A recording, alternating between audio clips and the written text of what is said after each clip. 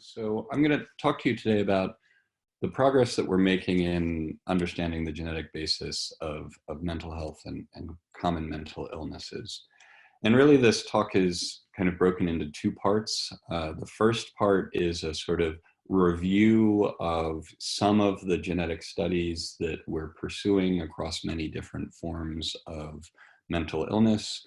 Some of the kinds of clues that we're getting into what the genetic architecture looks like, some genes that are emerging, and how we sort of think about those results.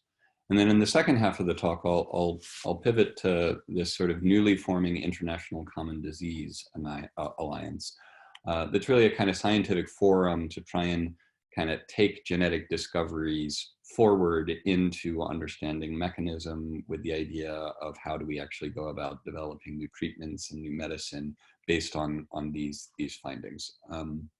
So to start, just a few key concepts. So I'm going to be talking mainly about case control study designs and trio study designs. In the case control study design approach, all we do is really kind of collect a bunch of people that have some diagnosis like autism and compare them to a bunch of people that have controls. And we're looking for instances where the rate of a given variant or a given class of variant is, markedly higher or markedly lower in cases compared to controls.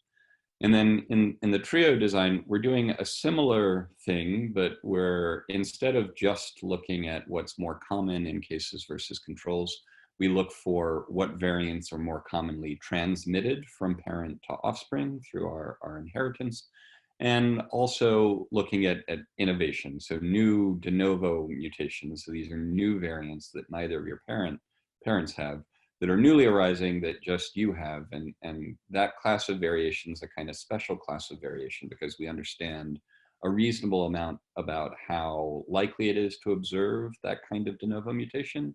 And because they're extremely rare, it can be a little bit more straightforward for us to make clear gene identification efforts from scrutinizing the de novo kind of paradigm.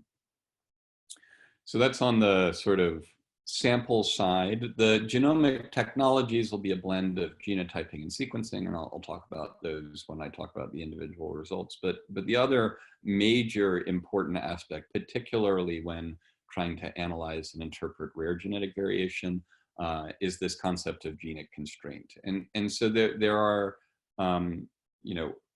missense mutations and putative loss of function mutations that occur in the coding sequence, so just in the genes themselves.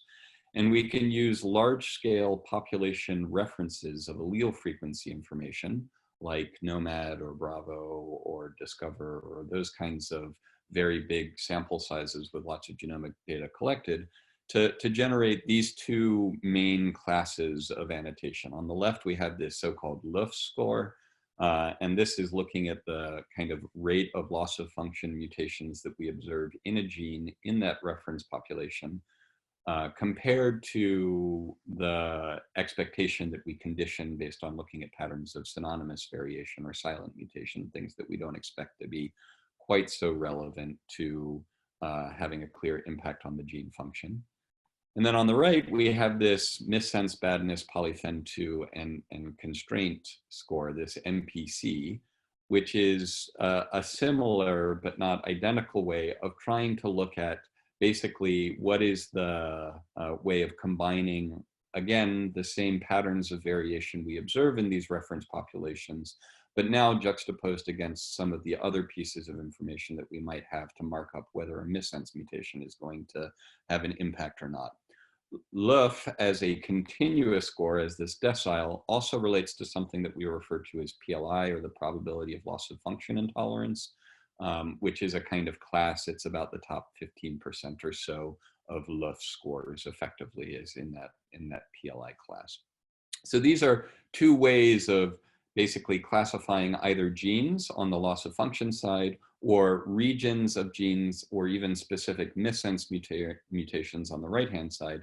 And the reason that we want to do these annotations is that we can kind of narrow the focus on the things that we think might have more substantial biological consequence. So this is just some of the kind of starter information to get you oriented with respect to how we're trying to interpret and parse and boost the power to detect kind of clear genetic effects. Okay, so let's dive right into this recently published paper in Cell that Kyle, who works with Mark Daly and Joe Buxbaum, has really been driving, looking at integrating the Simon Simplex collection and the Autism Sequencing Consortium exome sequencing data sets. And I think that this is a great example of how continuing to increase sample size can really start to clarify some of the discoveries that are being made. So on the left-hand side in this panel A, we have an overview of the study design. We've got 5,500 cases and nearly 9,000 controls. We do the case control analysis, and we incorporate into that case control analysis this trio/quad design where we've got 6,430 kids with autism and then 2,000 unaffected siblings. And we can look at de novo protein truncating mutations. We can look at de novo missense mutations. And then we can do the same kind of annotation activities that were described at the outset of the talk. And then we integrate this in a kind of single statistical model using TDA. Now each of the different studies that I'm going to describe has slightly different analytic approaches and considerations, but they're all fundamentally trying to do the same thing, which is aggregate evidence that a given gene is relevant to disease based on inspecting the patterns of loss of function mutations and the patterns of missense mutations, both those that are newly arising in the de novo case on this right-hand side right here, as well as those that we see in without the kind of de novo information and the kind of case control, compare the rate of the different classes of variation in the overall population. So we combine all of these things and we get to a couple of different ways of representing the evidence that we find from these efforts. So over on the right-hand side is the kind of gene Manhattan plot, if you will. So the individual gene association test statistics combining across all of these different kinds of scores and annotations and classes of variation has started to yield 26 genes that are significant at a kind of Bonferroni kind of correction sort of level, as well as a much broader list of about 100 genes based on a kind of FDR threshold of 0.1. So, there's, a huge amount of signal. The genes at the top end of this distribution, things like SCN2A, SYNGAP1, CHD8, et cetera, et cetera, et cetera, these are now what I think are pretty well-established kind of risk factors, or at least variants in these genes are well-established risk factors for autism spectrum disorders. But there's a kind of big mass of additional genes that we've yet to really, kind of convert to absolute, to a much higher degree of certainty. But there's clear signal there, and many of these genes that are kicking around between the kind of more stringent family-wise error rate correction of 5% are also, pretty strong candidates or likely real hits, things like SHANK2 and the like that come out from that analysis. You can look at all of these results at asc.broadinstitute.org. There are a bunch of browsers that are peppered throughout this presentation, and I encourage you to go and have a look at what's going on with respect to the actual individual level association results. Now, to drill in a little bit more into the de novo piece, because I do believe that there are interesting sort of insights emerging from scrutinizing these results a little bit more deeply. And so what this figure has is on the x-axis, it's the count of the protein truncating variants in cases. So this is de novo plus case control. So it's the kind of pileup of how many PTVs do we see in cases. And then on the y-axis is the pileup of the number of missense variants in this MPC greater than 1 category. So that's a kind of restricted class of missense mutations that are really focused on these things that are under strong purifying constraint and under evolutionary selection pressure to remove them out of the population, this kind of class of variation. And what you can see is that the overwhelming majority of these genes are actually dominated by protein truncating variant signals. So even things like CHD8 and SCN2A, where we're starting to see both PTVs and missense, the kind of background rate of the PTVs is much lower. And so that's a much more important part of the story. Similarly for things like DYRK1A or POGZ or ARID1B. But then we do start to see emerging some of these genes where we're seeing 4 or more missense mutations that fall into these MPC categories, but only 1 or fewer protein truncating variants. And so that's characterized by this SLC6A1, DEF1, KCNQ3, and SCN1A. These genes now represent instances where it's not a putative loss of function, so it's not really a knockdown of the gene that is being influenced here. These mutations are, changing some function. I think sometimes people call this like a gain of function or something like that. I think a change of function is a little bit more neutral because we don't actually know what the necessary biochemical consequences of the missense mutations are, at least at this point in time. Okay, so that's individual gene results. They're starting to emerge. That's really exciting. How do we think about the kind of overall contribution of various classes of variation across the genome? And what we've got here is, again, focusing on these constrained genes. We've got autism spectrum disorders, and we're seeing this sort of odds ratio of around 1.3 or so for the kind of PLI greater than 0.9, or about the top 3,000 or so of genes that are sort of most strongly under purifying selection. Loss of function mutations in those genes, confers a pretty, not a substantial risk, but as a set, there's, clear evidence of enrichment of this class of variation. And then similarly, when we look at this missense 2 class of variation, we're seeing some elevation in the kind of overall risk of that class of variation more generally. And then that kind of peters out when we look at other missense mutations or synonymous mutations. And so again, consistent with this idea that this annotation that we're generating is actually providing value in terms of trying to sort out what variants are more likely to be relevant or not. And that is not to say, this figure is not to say that we do not believe that there's any overall contribution to missense variation beyond this. It's just not quite directional in a way. So this kind of class of variation not only exerts some influence, it exerts some influence in, all things being equal, a more consistent direction. So they are, as a class, more generally risking increasing. And we'll dig into that quite a bit more as we go through the rest of the talk.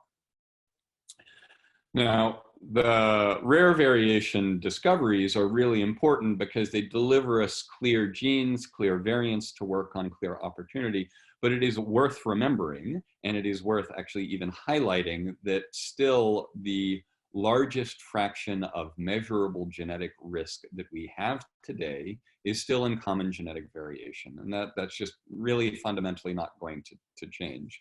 And so what I've got on this slide is the recently published GWAS of autism spectrum disorders, identification of 5 loci all on its own. And then if you try and incorporate through some various statistical approaches, additional loci leveraging the GWAS efforts in educational attainment, schizophrenia, and major depressive disorder, you can maybe identify 12 or so putative regions.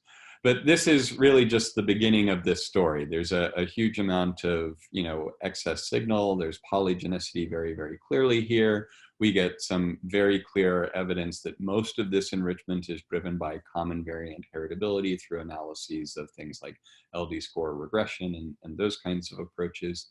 And this is, efforts that have really been catalyzed by the ICIDE collaborators, Anders Borglum and Jakob Grove, who have really been driving a lot of the collection and analysis of these samples from blood spots collected at the State Serum Institute in Denmark. And then Mark, and now increasingly Elise, taking on a role to try and pursue these common variant analyses and integrate. Now, we're working on integrating the SPARC collection on the common variant side and on the rare coding variant side, but we weren't really ready for prime time. And so we just kind of focused on sort of what we know, but that's very much on the roadmap of where things are coming forward. So that's autism from a kind of snapshot view of where we are in coding variation and a snapshot view of where we are in this kind of common variation heritability piece. I now want to turn my attention to schizophrenia, because I think schizophrenia in a lot of ways is a natural complement to autism. You know, severe mental illness. It's pretty heavily investigated. You know, kind of maybe approximately comparably with autism. Maybe a little bit more effort on the common variation side, and then I'll pick up both that and the rare variation piece. So the overall effort that's going on here are, a kind of large-scale international collaborative effort to bring together many different samples and again pursue this same kind of activity of trying to engage in various forms of gene finding. Here, exome sequencing focusing on coding variation. So the overall strategy here is to look at, again, case control analysis. And for schizophrenia, this is the primary driver of the case of the data set. So we've got about 25,000 cases and 100,000 controls. And then there's a much smaller cohort of trios. Trios are harder to collect in schizophrenia. And that's about 3,400 probands and trios. And what we have on the right here is this kind of principal component analysis. And so what this is doing is it's trying to give you a sense of the genetic diversity that's represented in the overall cohort. This cohort is overwhelmingly dominated by European ancestry individuals, but there are a variety of other populations and cohorts represented. And again, what we're trying to do is establish what genes are potentially relevant to schizophrenia. Okay, so same kind of picture, same idea of looking at this class of genetic variation that is under strong purifying selection that we think is much more likely to exert a much bigger impact on what's going on the phenotype. And same constrained genes, looking at these 3,000 genes. And here we see odds ratio of about 1.25. So not as prominent as what we saw with autism. So this class of variation is on average exerting less of a directional effect on schizophrenia than it is on autism, but there's still clear evidence and substantial enrichment. But what's also, I think, really encouraging is that the first 10 genes are starting to emerge on the schizophrenia discovery side. And so now we're seeing individual genes that are starting to pop up, not simply from autism exome sequencing analyses, integrating de novo mutation and case control analysis, but also seeing genes emerge on the schizophrenia side. And so that's really the kind of important banner result from this particular activity. Some of the gene highlights, just to comment on, include glutamate receptors, both GRIA3 and GRIN2A, as well as this gene set D1A, where loss of function mutations are what the signal is driving the signal in schizophrenia. But there's clear evidence of involvement in severe intellectual disability for missense mutations in the same gene. And so this is another piece of why I think we like to try and look across multiple different disorders, is that it helps us triangulate what the possible set of phenotypic consequences of a given class of variation really looks to be. Similarly, on the common variant discovery side, so here's our Manhattan plot testing every single variant one by one across the genome, just like we did in autism, but a much more substantial sample size for schizophrenia. And so there are, 65,000 cases, 87,000 controls in this analysis. And that's beginning to bring, clarity that this is a very complex disorder with, 240 plus genome-wide significance loci that have been identified across the genome. Now, we can take this effort, so this common variant effort here, and try and use it to prioritize gene findings from the common variant analysis. And when I talk about the ICDA, I'll talk a lot about the kind of common variant analysis and some of the challenges that we have in terms of interpreting some of the association results that are coming through.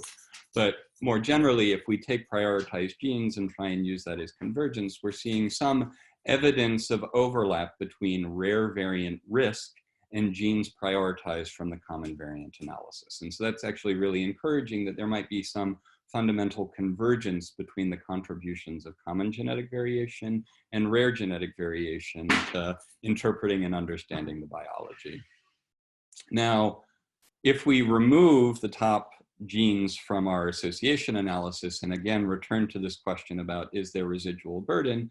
The answer is very unequivocally yes. And so this points, much in the same way as it points in autism, to a very long tail of genes that influence risk, perhaps in more modest ways rather than the kind of odds ratios of 10 or 20 that might be emerging at the top end of the schizophrenia analysis. Okay, so that's schizophrenia. I think you can probably predict what you're going to see now for bipolar. I'm going to focus mainly on the exome sequencing rather than the common variation, but you're going to get some flavor of where we're going more generally.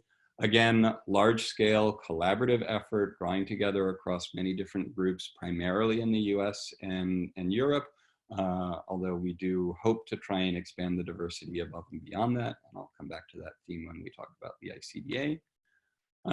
Here's another principal component analysis, and you see the individual cohorts broken out here on the right-hand side. So not quite as much diversity as what we have represented, say, in the SCHEMA analysis compared to where we are in bipolar, but it's a start. And overall, we're about 17,000 cases and 17,000 controls. There's not a nice set of 3,000 or 4,000 trios to go and try and validate any of the discoveries like we have in schizophrenia, or even a much more substantial set of trios, as is the case in autism. And here's our QQ plot. Now, this QQ plot is actually quite different. So we generally feel confident about a gene when it more or less hits 10 to the minus 6. And the QQ plot for bipolar here is not quite as enriched. It's not quite got as much overlap, kind of lift off. And so we're still what I might describe as, in a relatively speaking, low-powered kind of place. But we can turn our attention to this question of burden and impact. And taking bipolar writ large, we see a weaker odds ratio here. And I'll synthesize this at the end when we get to epilepsy. But there's still some potential involvement here. In bipolar disorder, there are really two main subtypes that are sort of appreciated. Bipolar 1 versus bipolar 2. Bipolar 1 is characterized by frank manic episodes, so really serious mania is effectively definitional for bipolar 1, in contrast to bipolar 2, where you have hypomania, but you also have very severe depression. And so you're really going very high up and down on your mood rather than getting to the super high highs that you might see in bipolar 1. Psychosis is also a feature of many of these different disorders and presentations, and kind of, I think, is something like maybe 70% of the sample has psychosis in terms of where we have that additional phenotypic information. But on the genetic contribution side, again, we see evidence that this class of variation that we've identified by looking at patterns of natural selection and variation in the population is playing some definable role. There's a kind of concrete evidence that there is a role for that class of variation in bipolar disorder as well. But I want to highlight what was at the very top end of the distribution for bipolar, because I think this sort of synthesizing across multiple different disorders in various different ways will start to help us think through what's going on more generally. So AKAPII is this emerging adult psychopathology hit. So there are loss of functions that run about 16 copies in cases and none observed in controls in the 14K cases and the 14K controls.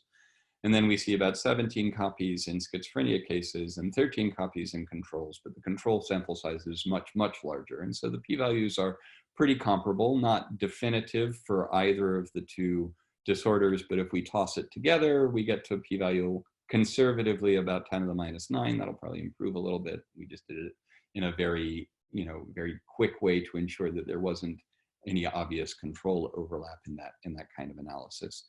Now, importantly, this gene also shows no de novo loss of function mutations in the deciphering developmental delay project.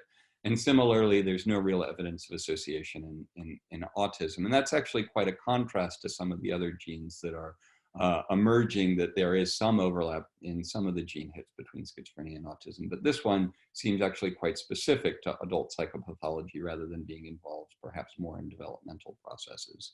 Now, the reason that I want to highlight this gene is that if you go and grub around in the scientific literature about this gene, you turn up a couple of papers in the Journal of Biological Chemistry that talk about what genes this gene is interacting with. So what protein interactions are going on and what is it doing? And AKAP11 is also called this AKAP220, and it binds to something called GSK3 beta, and that mediates something called PKAA, or protein kinase A dependent inhibition of GSK3 beta. Now, the reason that we care about that is that GSK3 beta is thought to be the therapeutic target for lithium, which is the single most, kind of effective treatment that we have in bipolar disorder. And it really is a sort of interesting clue that knockdown of AKAP11 might be, and this is a big might be, this is not a definitive we know that, but this is a might be influencing the way GSK3 beta is operating and is changing the way it's being phosphorylated, and that might influence some of the function.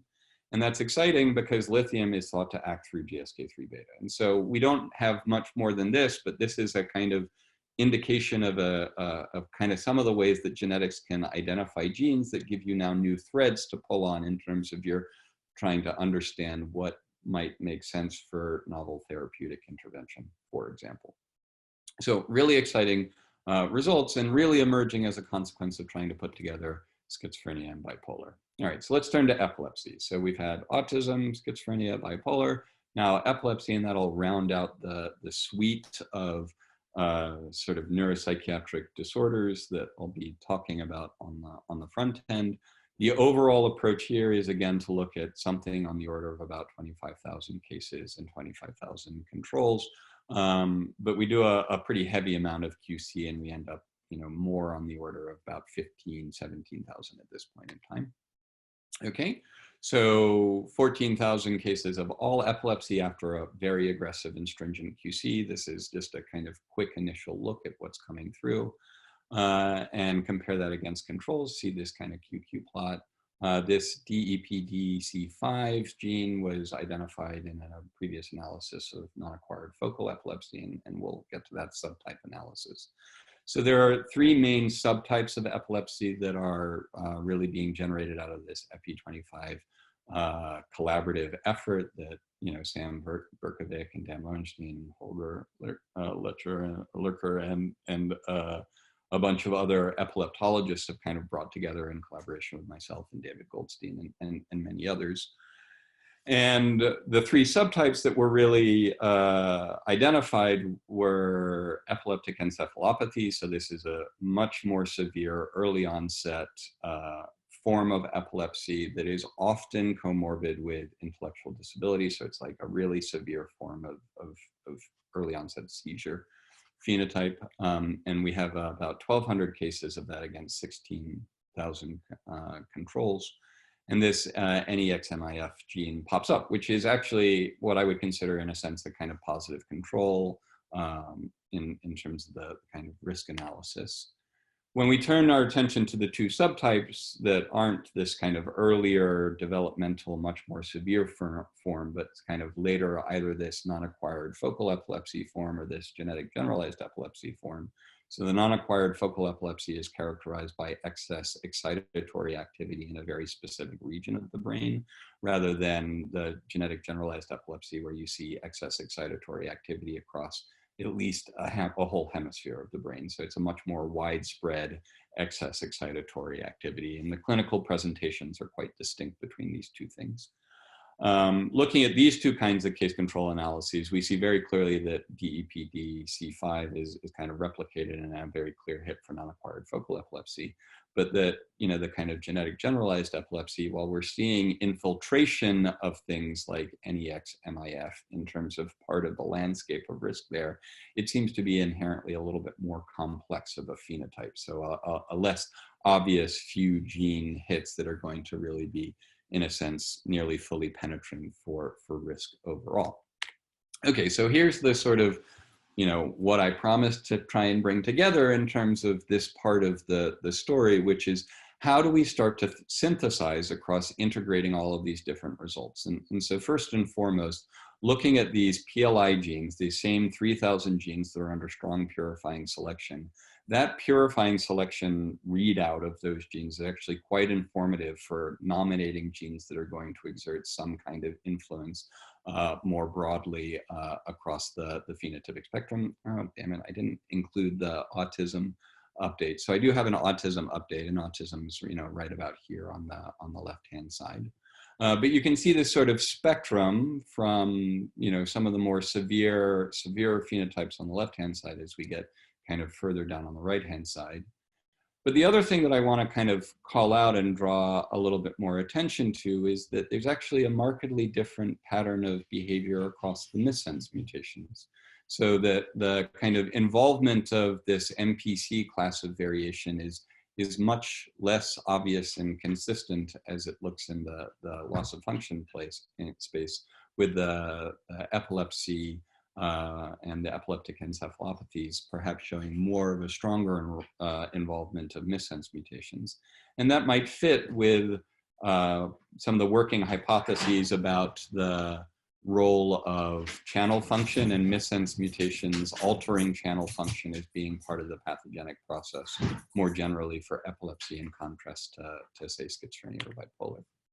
Okay, so that's the sort of where we are, kind of top line conclusions and key punchlines to try and take home are gene discovery is starting to work. Analysis of rare coding variation, focusing on genes is kind of pointing to a few emerging narratives. There are many genes that are there to be found. We've really only scratched the surface in terms of what the potential list of contributing genes really might be to these different disorders. There's a lot of, sort of complexity in the overlap and the patterns of the overlap. I didn't go super deep into that, but there's definitely excess involvement in schizophrenia of autism nominated genes. There's excess in, like those kinds of, if we condition on the top end of our gene distribution analysis from de novos, from autism, we'll see enrichment of that class of variation in schizophrenia as well. And so, I think that to me, it points to the utility and importance of coding variation to identify novel biological targets and novel biological hypotheses. But it also presents us a challenge of figuring out which of all of the various different gene functions that are relevant are the ones that are relevant to this specific disease endpoint. Because while we may share that loss of function mutations are involved in multiple different forms of mental illness, it is not a guarantee that they will be acting through exactly the same pathogenic mechanism. And so that's one aspect of this. Another aspect is part of the motivation on the kind of International Common Disease Alliance. And that's to go from these genetic maps to mechanisms to try and, kind of accelerate the development of new medicine. So one of the other observations that has been made is that common variant story that I told you for both autism and schizophrenia has been played out for a great many different disorders, including things like type 2 diabetes, inflammatory bowel disease, coronary artery disease. These different phenotypes are also undergoing large-scale common variant analyses, and that's led to the identification of over 70,000 genome-wide significant loci. Now, the big challenge confronting us is how do we go from identifying these variants, how do we go from genetic discovery through to understanding what genes are involved? Okay, so maybe for the exome sequencing, that's a little bit easier. We get a kind of direct readout of the gene, but we don't necessarily know what cell type that gene is acting in. We don't know what cellular function or set of functions that gene is acting in, and what physiological functions those cellular functions are impacting, and how those physiological functions translate into the disease state that we appreciate in the clinical setting. And that's the sort of overall backdrop for the common variant piece, that this kind of question mark is sort of, step one, discover the variant, step two, question mark, step 3, solve disease. And we got to figure out that question mark if we want to try and make some progress on helping to solve why different people get sick. So here's the challenge. How do we go from these genetic maps to specific mechanisms to medicine? That is our goal. That is what the ICDA is really focused on. It takes a genetic-centric view of the world, and that is not to say that other approaches are not profitable or useful or will teach us. Absolutely they will. It's just we believe that genetics has the opportunity to teach us very specific things about these different diseases, and we're very excited to try and learn more by working together. So here's the kind of overall landscape. It's a very busy slide, but we can, take our time with it, because it's really traversing what are some of the methods that we have for going from basically our case control studies that I started with, those study designs that we pursue, the case control analysis, the de novo analysis, all the way through to understanding disease mechanism to generate novel therapeutic hypotheses with the hope of eventually, creating new treatments for people that are suffering from these different disorders. So on the kind of linking samples and variants piece, that's all, that's the day-to-day business of the geneticist, right? So we're collecting a huge amount of genetic information on a huge number of individuals and correlating that with different phenotypes. That includes on the GWAS side, things like identifying more loci, because each additional locus has the potential to, pose a new hypothesis or clarify existing results in a new light, or identify specific variants that we could edit in kind of cellular models. And so this idea of fine mapping GWAS is to really try and get to what are the exact genetic variants that are influencing the phenotype, and can we interpret what the biological consequences of having this variant versus that variant really look to be. And that's sort of part of the remit of GWAS. Rare variant association studies, which I spent most of the front end of the talk describing, sort of short circuit this question of variant to gene by focusing on genic variation.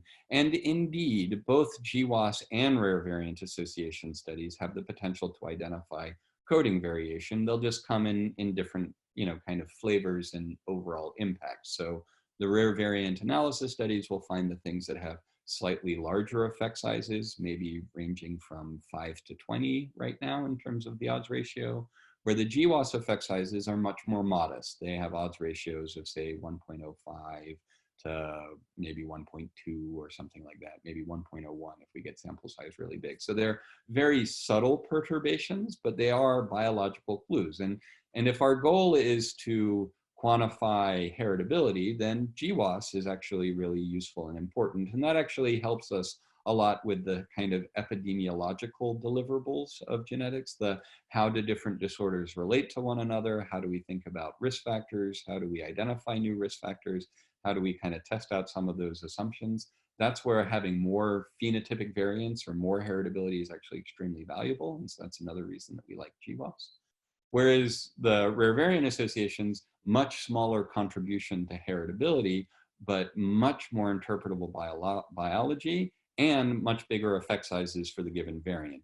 But only a very, very, very small fraction of individual cases will ever carry. Remember, we're talking about 10, 20, 30, 40 copies of a given variant or class of variants in sample sizes of, 10, 20, 30,000. So it's a very, these are very rare events, as the name might imply.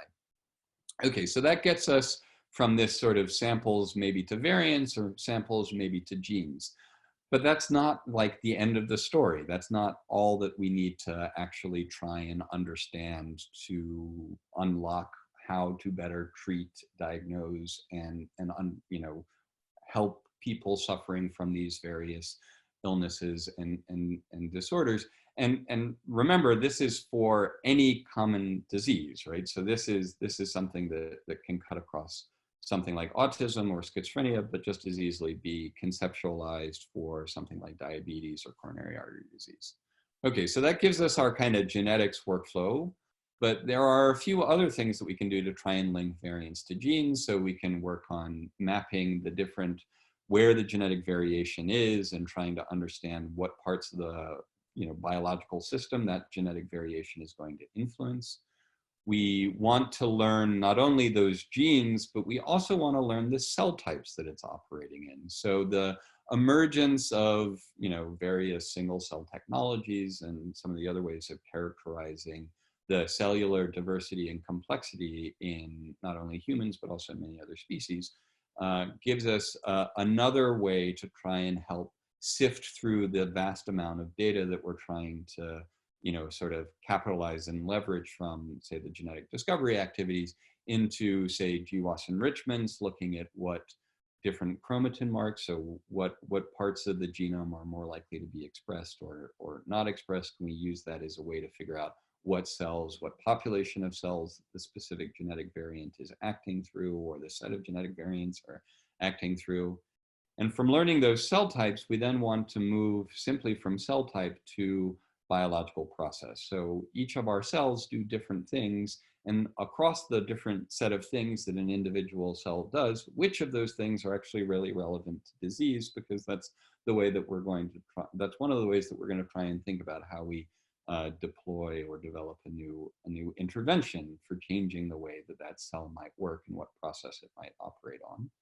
And if we can kind of get all the way to those processes, then that now presents new hypotheses for mechanism and new opportunities for trying to figure out how we might shift a certain mechanism, how we might upregulate or downregulate a certain thing. Like, we see loss of function mutations in AKAPII are relevant. Well, what does regulation of AKAPII look like?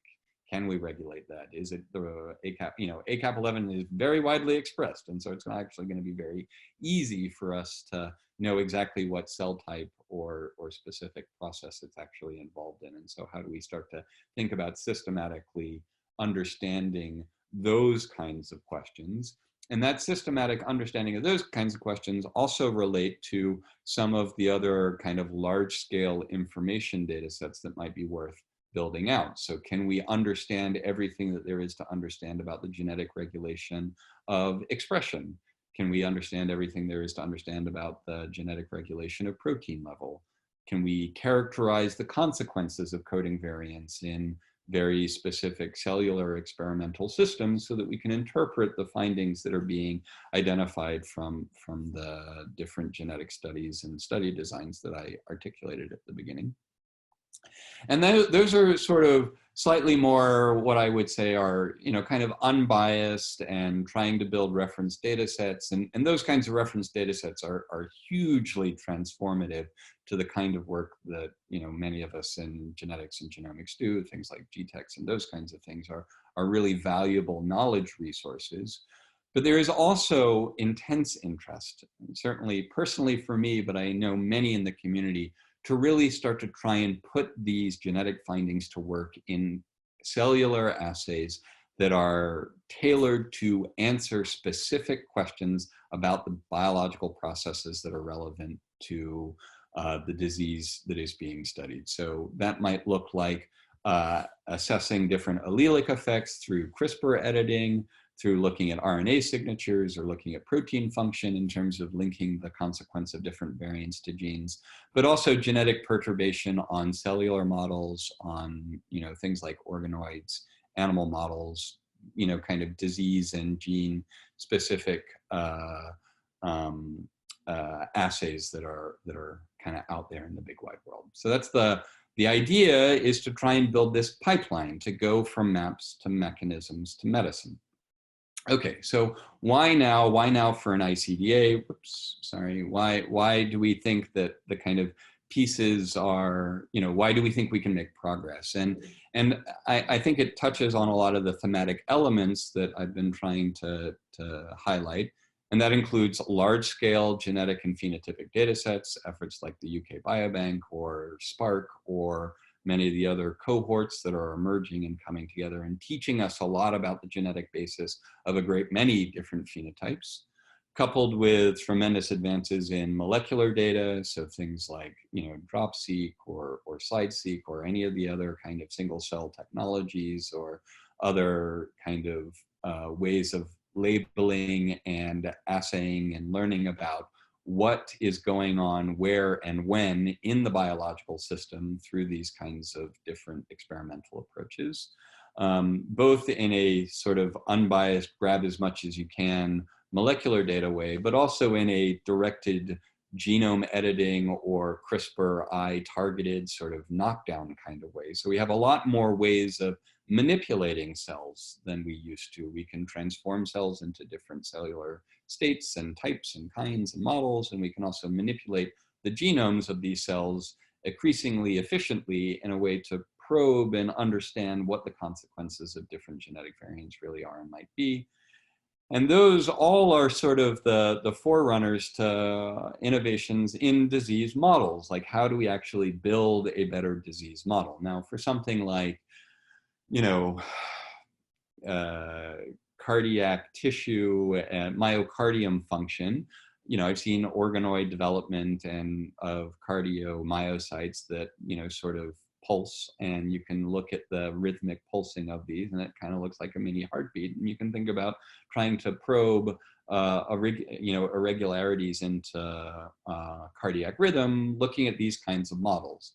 And you can maybe get to similar sorts of things, looking at transformed cells into neuronal cells, looking at excess excitability or other sorts of electrophysiological readouts, either through patch clamp or multi-electrode arrays or some of those other kinds of approaches. But how to do something like schizophrenia or autism is like really hard. Fundamentally, I just don't think we know what exactly that disease model needs to look like, because it's hard for us to specify what of all of the different, you know, cellular functions do we want to read out of neurons and how do we synthesize that. But I think that, you know, collecting a lot of information and then trying to guide our investigation based on what the genetics is teaching us holds the best shot at trying to make progress in that kind of space.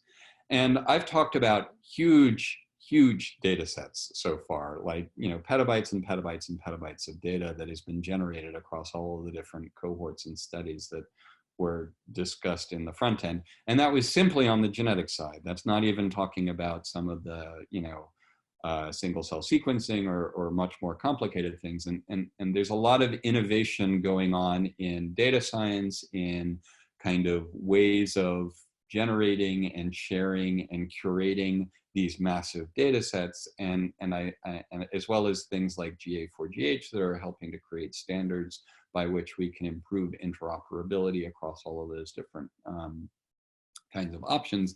And so kind of with that as a backdrop, there's this, you know, tremendous opportunity for actually making real progress, that delivering on the promise of genetics that, you know, we've obviously been talking about for what must seem like decades. So how did we actually do our work? How do we make our, you know, series of recommendations? Well, there's an organizing committee that was formed. We really tried to form globally, drawing across as many different stakeholders as possible. We have representation from academia, from pharma, from funders. You know, this is a kind of very diverse group, really trying to specify what we think the most important next kinds of, you know, what our recommendations are for the next large-scale data generation activities might be, what we think would be really useful in helping to advance this kind of going from genetic maps to mechanisms to medicines.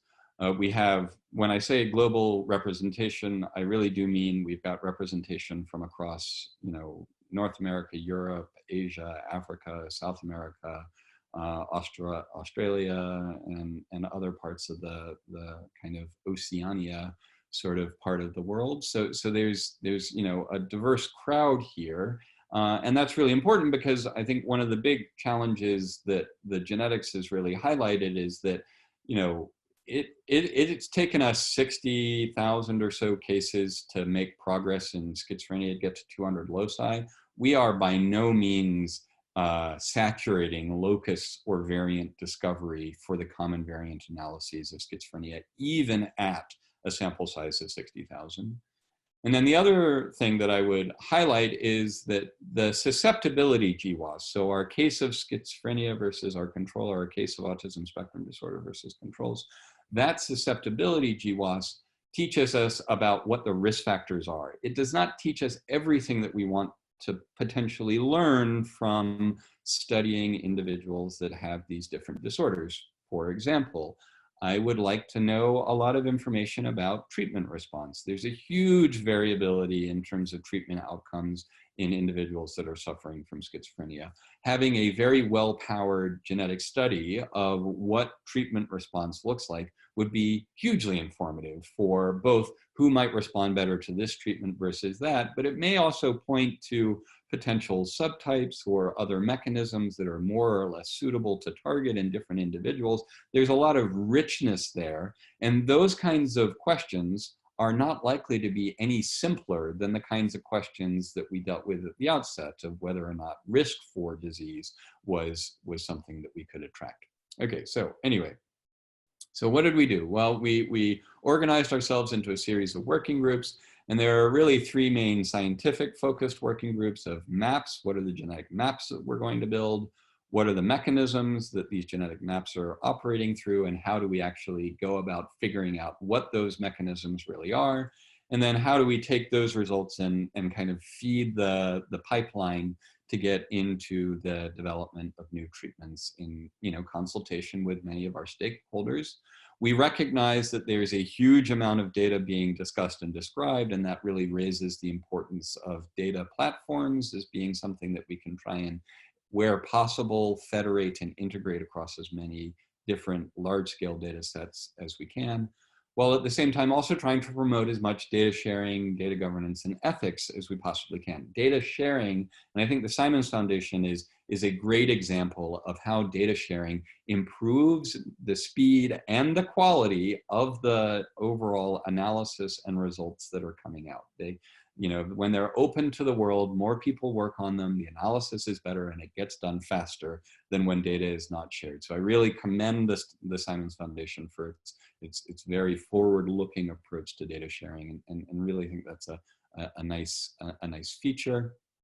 And so this is the final slide on ICDA more generally, about our, what maybe we might call a management consultant overview picture, but there are a lot of moving parts, and I think it helps to try and create some frameworks for thinking about how all of these different things fit together. And so we recognize the importance and stress the importance of having flagship diseases that are really the pioneering efforts to go from maps to mechanisms to medicine. So how do we go down this road? How do we traverse this path from maps to mechanisms, while at the same time invest in the foundational resources that are necessary to really deliver the insights biologically and phenotypically and epidemiologically, and all of those different components for each of these different focus areas. So on the map side, we recognize the importance both of biobanks, and that I mean here biobanks very generally. I mean large case collections and large population cohorts. Both are useful, both teach us different things, and we should do our best to make sure that a kind of diverse portfolio of activities is really pursued, rather than there being one single answer prescriptively for all of the different pieces. So there's the sample side. Can we get these rich biobanks? Can we get rich electronic health record information? Can we increase the diversity of our cohorts, both on the disease collection side and on the kind of population cohort side? And can we also build the genomic resources necessary to make sure that those kinds of studies can be conducted globally, right? So a lot of our tools of the trade are really designed more generally for European populations. Similarly, we have questions about mechanism, where we might go from, where we might build regulatory maps, what we might learn about a set of coding variants prioritized from both common and rare variant studies, and how we can knit together different cellular programs. Can we figure out what genes work together and how they work together? And can we do that at the cellular level so that we can create some notion of a cellular program that may be relevant to the specific pathogenic mechanism? And then finally, on the medicine side, there are these disease-specific approaches that I highlighted. What are the assays, tools, and biomarkers that we want to study, develop, and explore for being able to create this new pipeline to translation driven by genetic discovery? Are there ways that we can start to change our clinical trials? Can we start to use genetic characteristics to stratify patients in a clinical trial? Is that, that's something that we definitely think is worth exploring. We're not necessarily, ready for prime time at this point in time for that kind of activity, but a sort of genetically motivated clinical trial, or at least genetics incorporated into a clinical trial to lower costs and boost efficiency, does seem like a possibility based on where we are right now. And then finally, polygenic risk scores are increasingly becoming a kind of major element and aspect of how we think about potentially putting genetics to work in a clinical setting.